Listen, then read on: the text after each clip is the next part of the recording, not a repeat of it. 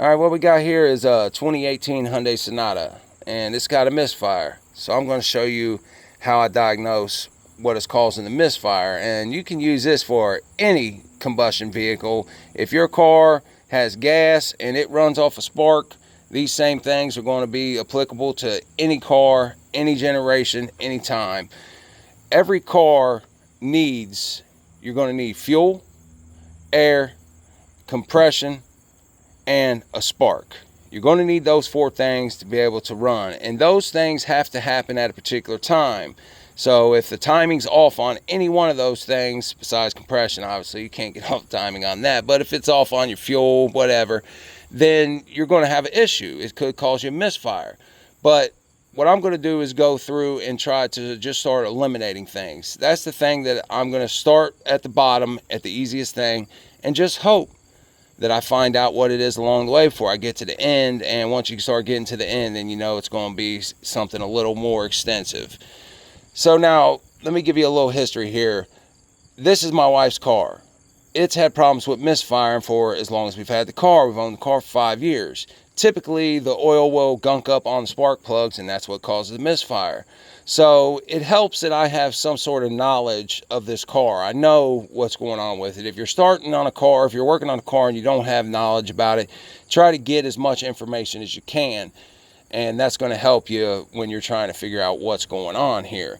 But with me, I know the history of this car, so I know that, you know, that's going to be a likely cause. It's going to be the oil on the spark plugs. So my wife was driving on the highway and she called. It was shaking really bad. It wasn't wanting to accelerate, so she pulled over. We got it towed here. Now, the first thing I did was, obviously, I'm going to hook up an OBD2 scanner to it. You can get an OBD2 scanner for cheap. It doesn't have to be nothing fancy. As a matter of fact, these are all the tools you're going to need right here to diagnose this thing all the way to the end. And if you get to this part here, you will need a compressor, but it doesn't have to be a 6-gallon shop compressor or anything. It could be just a little pancake. As long as it can put out 100 psi, you'll be all right, close to 100 psi, because that's what you're going to need to be able to read that. But we'll get to that when the time comes. Now, I hooked up the OBD2, and this time it was reading p300, p302, p304. So I know that there's a problem in more than one cylinder, which makes sense considering the car wasn't even able to accelerate or anything. So I knew it was something a little more serious than a simple misfire on a cylinder. If it was just one cylinder misfire, she could have limped her way to a gas station or whatever, and then try to go from there. But the fact that it wouldn't go, I knew that it was something a little more serious. So once I had an idea, yes, it is a misfire, and I know that it's in cylinder 2 and 4. Now in this car, cylinders go like this: 1, 2, 3, 4. Depending on what car you got, you have to look up what cylinder's what. But in this case here, I know. Now, the first thing, since I have some knowledge about this, and even if I didn't have knowledge about this, first thing I'm going to check is spark plugs. Now, I just replaced the spark plugs in this, so I knew it probably wasn't that the spark plugs were bad, but it could have been because they was bad. But like I said, I thought it was because it was oil on them. So I pulled spark plugs out, cleaned them up real good, put them back in, started up, still doing the same thing. Now at this point, I know, it's probably either a spark plug, two spark plugs died simultaneously, which, I find kind of hard to believe, but okay, still a possibility. So the next thing I do is I'm going to see if it's a coil. And what I do here is I just label these coils 1, 2, 3, 4, and I'm going to switch them. You just unplug them from here, switch 1 to here, 2 to here, and then, 3 and 4, switch them up. See if the misfire follows the coils. If it follows the coils, then hey, I might have a coil problem. So I did that and it didn't do anything. So stayed in 2 and 4. So I know that it could be the spark plugs, and that's why I didn't move the spark plugs. I didn't want to move the coil and the spark plugs at the same time, because I want to be able to know precisely what it is. So the next step is I just move the spark plugs. Move this one to there, see if it changed. Still didn't change. So now I know, okay, there's something else going on here. It's not the coils, it's not the spark plugs. So what's my next step? My next step is I'm going to run a compression test. Now, you could just buy like this here, a little cheap compression tester. If you don't know how to use one, I'm sure you can find it online. There's a million videos about everything, but the gist of it is you pull out your spark plug, screw that in to your spark plug hole, and then hook up your gauge and see what your compression is. Now, you don't want the car to be running when you do this, so you have to disable it somehow. There's different ways to disable different cars, but the easiest way I've always found is just remove your fuel relay or fuel pump fuse, and you just find your fuel box or your fuse box and try to find where it is. Pull them out. Now there will be some residual fuel in there, so try to start it up. It'll probably, it could start running. It'll run for a second, then it'll die out, and you're good. So then, now I don't want to just get a compression test on these bad cylinders that I think's bad. So I just start from 1. I do it. This one here was like 180. Then I went to the next one. It was 60, awful low. This one here was like 200 to 210, something like that. So pretty good. This one here was at 20. So now I know, okay, I got low compression in those cylinders, which makes sense because that's something that could cause a misfire. So what's my next step? Now I need to know why. Why does it have low compression? And I know that there's only, a few reasons why that could happen. And it's typically going to be your valves, or it could be your piston rings as well. How do you find that out? Well, that's where this one comes in. Cylinder leak down test. This here is kit on Amazon, $30 for $40. Sorry about that, $40, still cheap. The one at Harbor Freight is like 85 bucks.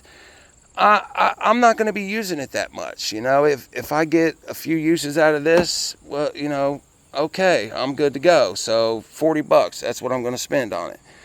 Now, in order to do this, the gist of it is there's plenty of videos. Like I said, you can find out. The gist of it is you're going to need an air compressor. You're going to run your air in here. You're going to basically do the same thing you did with the compression test. You need to get something down there, one of these fittings, adapters, or whatever, down there to screw into your spark plug hole. In this case here, you have to use this here. If you got these type here where the spark plugs are down in the hole, you put this down in there. In this case, I had to use this adapter, hook it up real tight. You see it's got the O-rings on there, so it'll seal up. Put it down in there, then you're going to hook your test up to it, and you're going to crank the valve to let the air in. This is going to let you know, this kit here just lets you know if it's, what you got. You got high, moderate, low, whatever.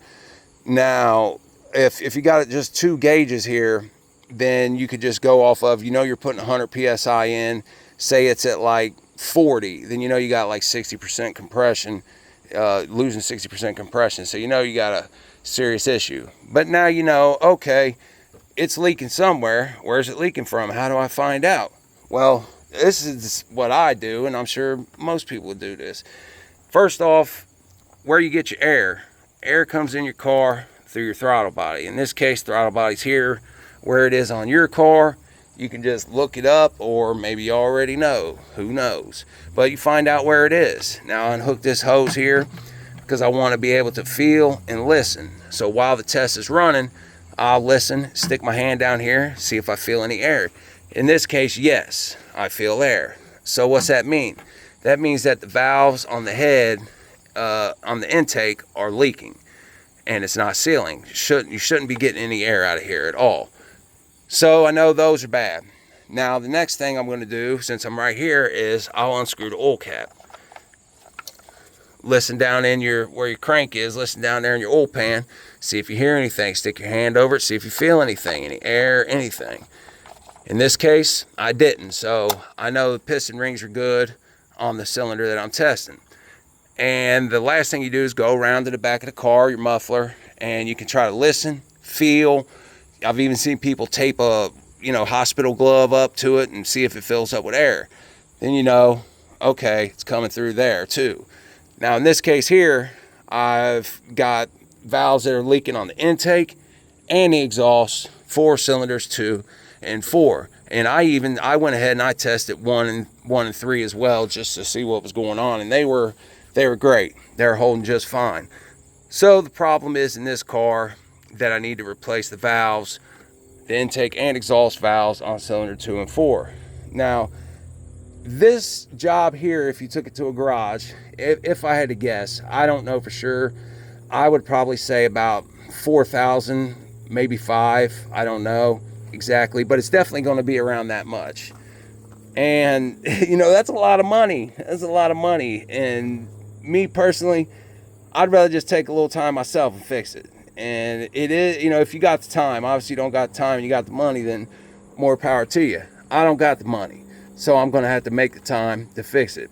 Now I'm going to have to pull this. The way I'm going to do it is I'm just going to pull the whole engine out, because I know that I could pull this engine out pretty quickly, and it's going to be a lot easier to work on an engine stand. So I'll pull it out, pull the head off, take a look, make sure, because you're going to want to look as well and make sure that there's no like damage to the head.